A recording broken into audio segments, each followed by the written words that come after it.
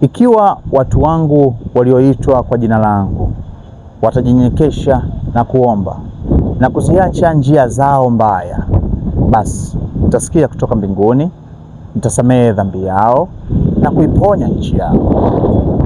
Haya ni maandiko muhimu sana kutoka kitabu cha Mambo ya Nyakati cha pili sura ya 7 mstari wa 14. Katika maandiko haya kuna mambo mengi ya kujifunza. Leo naomba niseme mambo mawili peke yake.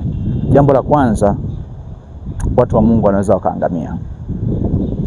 Tazama ile andiko linavyoanza. Linasema ikiwa watu wangu watafanya ABC. Ikiwa na maana watu hawa wa Mungu wasipoyafanya yale mambo ambayo Mungu anawataka wafanye katika msimu fulani, majira fulani, kuna uwezekano mkubwa dhambi ikabaki, nchi isiponywe, lakini inakaliwa na watu wa Mungu. Na jambo la pili, maandiko haya yanatuelekeza kwamba watu wa Mungu tuna wajibu wa kufanya jambo fulani. Sio watu tulioitwa ili tukae tu. Tumeitwa kufanya mambo. Tumeitwa kushughulika katika ufalme wa Mungu. Watu wa Mungu wataomba.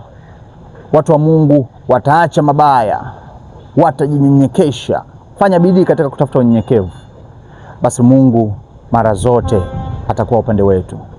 Atakuwa upande wa kuponya, upande wa kusamehe, upande wa kubariki. Mimi naitwa Robin Mwenda. Until next time. Shalom.